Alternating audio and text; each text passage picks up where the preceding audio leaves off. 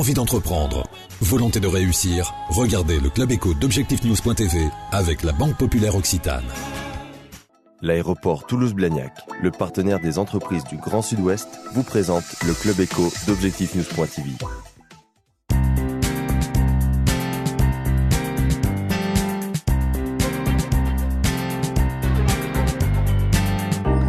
Bienvenue dans le Club Éco d'Objectif News. Nous recevons ce soir Bruno De Sonnet. Bonsoir. Bonsoir. Vous êtes le président de la société Epsilon. Oui. Vous êtes également porteur d'une plateforme d'innovation qui s'appelle Fahrenheit.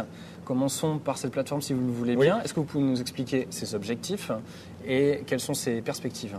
Alors, cette plateforme provient d'un appel à projet lancé par l'État et la Caisse des dépôts et consignations dans le cadre du Fonds unique interministériel, donc l'an dernier. Cet appel à projet donc, a abouti, après labellisation par le pôle Aerospace Valley, à une présélection en 2010 et à une sélection définitive donc, de la plateforme Fahrenheit en septembre 2011 pour démarrer au 1er novembre de cette année, donc la plateforme Fahrenheit. Et on est sélectionné parmi aujourd'hui 10 plateformes au niveau français. D'accord. Voilà, donc cet objet-là est un financement du Fonds unique interministériel où l'État intervient en parallèle, enfin de manière nominale, et en parallèle, on retrouve les collectivités, donc la région Aquitaine et la région Midi-Pyrénées, du fait de la labellisation par le pôle Aerospace Valley, et la communauté urbaine du Grand Toulouse, car la plateforme va s'installer physiquement sur la zone de Montauban Aerospace. D'accord. Quelle est la dotation du FUI? Alors la dotation du FUI est à 3,8 millions, 3,751 millions, 3,8 millions du FUI, et les collectivités territoriales, donc les régions et le Grand Toulouse, viennent en complément de ces dotations pour renforcer le modèle économique de la plateforme et participer notamment à la logistique d'hébergement et de construction de mise en œuvre de cette plateforme. Sur quoi va travailler Fahrenheit? Alors, l'objet de Fahrenheit, c'est de mutualiser des êtres humains sur une science physique et la thermique, qui est une science qui est transversale pour l'ensemble du monde industriel, qui est aujourd'hui une vraie barrière d'entrée sur un certain nombre de nouvelles technologies, au niveau notamment des défaillances ou de la capacité de système à maintenir dans le temps leur performance.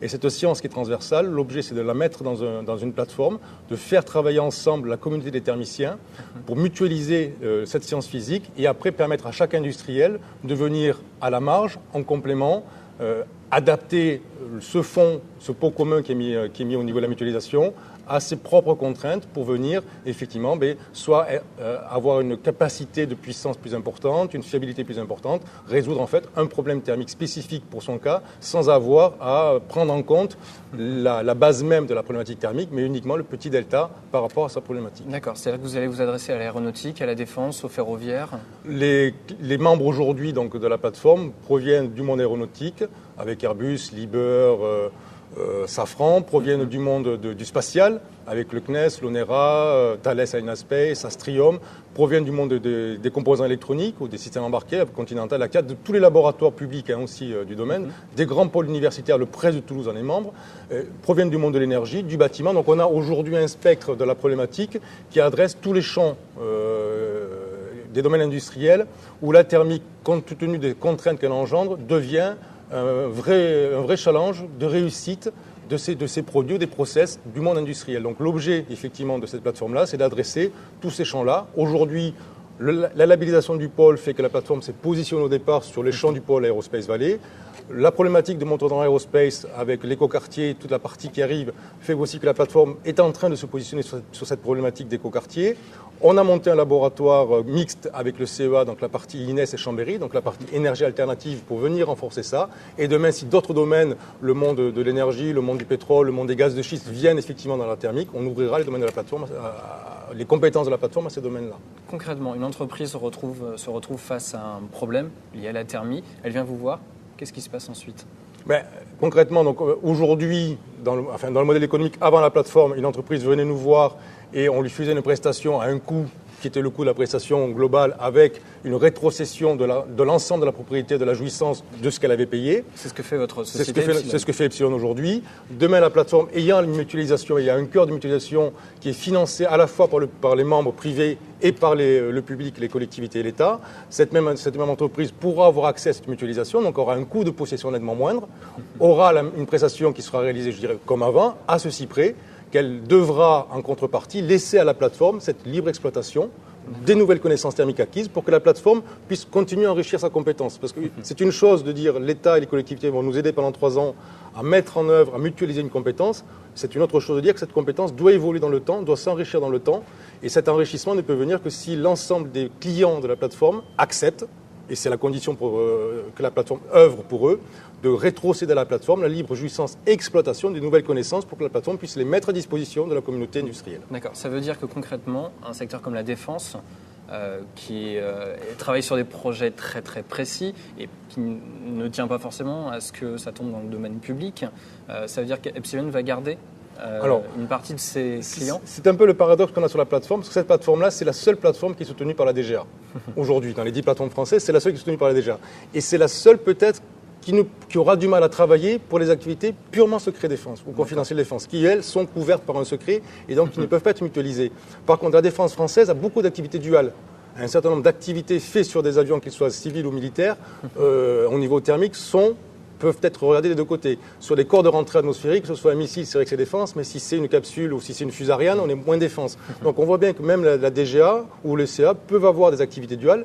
Les activités duales seront, effectivement, vu que c'est une plateforme déjà confiée à la plateforme Fahrenheit, les activités qui sont sous le sceau du confidentiel, secret défense et autres, resteront dans l'entreprise Epsilon avec effectivement cette capacité à travailler en secret défense, confidentiel défense, sans avoir à partager l'information confidentielle. D'accord. Vous avez décroché cette dotation du FUI. Concrètement, ça veut dire que vous allez également avoir des exigences concrètes. Vous avez combien de temps finalement pour montrer que votre modèle économique est viable ? Alors l'État nous demande d'avoir un modèle économique qui s'affranchisse des financements au bout de 3 ans. Donc en gros, on a un accompagnement pendant 3 ans de l'État et des collectivités de la CDC pour mettre en œuvre ce que j'appellerais les coûts non récurrents de la mise en œuvre de la mutualisation. Et la plateforme doit développer son propre modèle économique dans ces 3 ans-là pour qu'au bout de 3 ans, sur l'ensemble des activités économiques qu'elle fait, des marges qu'elle générera, la plateforme étant privée, elle puisse réinvestir ces marges-là dans l'amélioration et l'évolution de ce cœur d'activité de mutualisation qui aurait été mis en place pendant les 3 premières années. Donc la demande forte de l'État, c'est qu'au bout de 3 ans, et c'était l'objet du dossier et des discussions qui ont eu lieu pendant 1 an et demi avec l'État, c'est de démontrer qu'au bout de 3 ans, le modèle économique est viable et que la plateforme pourra continuer à exister sans aucun financement public sur la plateforme. Quelles sont vos perspectives en termes d'emploi, mais également en termes de chiffre d'affaires ? Alors, les perspectives en termes d'emploi, aujourd'hui, on est basé sur à peu près 150 personnes dans les 3 à 5 ans qui arrivent. Donc, c'est assez compliqué parce que c'est une plateforme qui n'existe pas en termes de modèle économique. Des plateformes dans l'économie de la connaissance qui font appel uniquement à des êtres humains, mondialement, il y en a très peu. On a beaucoup de plateformes qui partagent des moyens lourds. Des plateformes comme ça sont assez spécifiques. Donc, il faut qu'on arrive à modifier la culture industrielle pour accepter la libre exploitation. Et si cette modification se met bien en place, le nombre de 150 sera atteint beaucoup plus vite qu'au bout de 5 ans. On sera au bout de 3 ans. Si ça met plus de temps, on mettra peut-être 5 ans pour y arriver.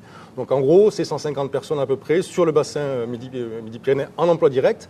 Et en emploi indirect, c'est aussi la seule plateforme européenne, voire mondiale, dans ce domaine-là. Ça va permettre aussi aux centres de recherche des grands industriels toulousains, que ce soit Airbus ou Thales, ou Astrium ou Continental, de faire venir sur Toulouse la problématique thermique de leur système ou de leur équipement ou de leurs composants, parce que c'est là où se retrouvera la vraie force européenne de recherche en thermique. Quelles sont vos perspectives en termes de chiffre d'affaires d'ici 3 ans, puisque c'est votre exigence finalement de rentabilité ? Alors d'ici 3 ans, les perspectives que l'on a avec l'État, c'est que la plateforme doit être capable de générer entre 4 et 6 millions d'euros de chiffre d'affaires. D'accord. On parle bien en chiffre d'affaires, c'est-à-dire en activité économique. Voilà. C'est le target que l'on a, enfin le target, excusez-moi, c'est l'objectif, on va essayer de le faire français, l'objectif que l'on a avec l'État français, et c'est sur cet objectif-là qu'au bout de 3 ans, on a attendu par l'État français pour vérifier qu'effectivement, on a réussi à développer un modèle économique qui permettent d'amener ces 4 à 5 millions d'euros de chiffre d'affaires. Un mot sur Epsilon pour finir. L'entreprise va continuer à vivre sa vie en dehors de Fahrenheit. Oui, l'entreprise va continuer sa vie.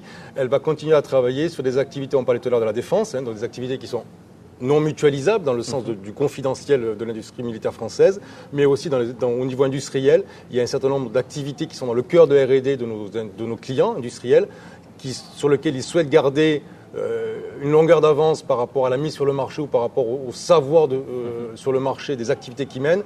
Et ces activités-là, confidentielles industrie, resteront aussi très certainement dans le cœur d'Epsilon. Donc Epsilon va se recentrer sur son métier, mais sur des activités beaucoup plus dans le cœur de recherche-développement, soit dans l'industrie française qui est très confidentielle, soit dans le développement de l'industrie militaire. D'accord. Que représente Epsilon en termes de chiffre d'affaires et en termes d'emploi? Aujourd'hui, Epsilon, c'est 3,2 millions, 3,3 millions de chiffre d'affaires. C'est 50 emplois sur la région toulousaine et c'est une filiale aussi qui est à Montréal qui a une dizaine d'emplois. D'accord. Quels sont vos prochains rendez-vous pour Fahrenheit, par exemple? Je crois que c'est l'inauguration prochaine. Alors, le prochain rendez-vous, c'est l'inauguration de la plateforme officielle, donc le 16 novembre, en présence de l'État et puis des financeurs, donc la région Midi-Pyrénées, la région Aquitaine et la communauté urbaine de Grand Toulouse. On est accueilli par un de nos financeurs, donc par la communauté urbaine de Grand Toulouse, et on fait une inauguration pour effectivement faire savoir. Je crois qu'aussi, c'est intéressant d'être là aussi aujourd'hui avec vous. On a aussi un vrai devoir avec l'État de faire savoir que la plateforme existe, d'expliquer le modèle économique pour faire venir effectivement le maximum d'industriels, notamment des petites PME et PMI.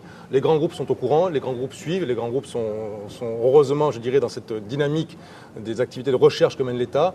Le tissu PME, PMI de la région ou de nos deux régions, il y a un effort à faire et donc cette inauguration, et on aura un certain nombre d'autres actions que l'on mènera pour sensibiliser les PME, PMI et leur permettre d'accéder à cette mutualisation pour qu'elles aussi gagnent en capacité, des challenges qu'elles ont à faire et en productivité et en compétitivité sur leurs produits. L'activité de Fahrenheit a déjà démarré, je crois, il y a quelques jours, quelques semaines. L'activité de Fahrenheit a démarré au 1er novembre. Donc, on a démarré, on était une équipe de 4 personnes qui était l'équipe historique qui avait créé le projet. Aujourd'hui, nous sommes en phase d'embauche, nous avons 7 personnes et nous avons déjà des premiers contrats industriels qui arrivent sur Fahrenheit.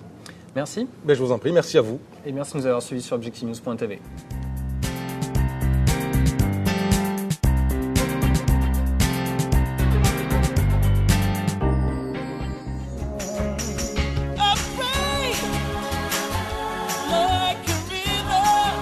Envie d'entreprendre?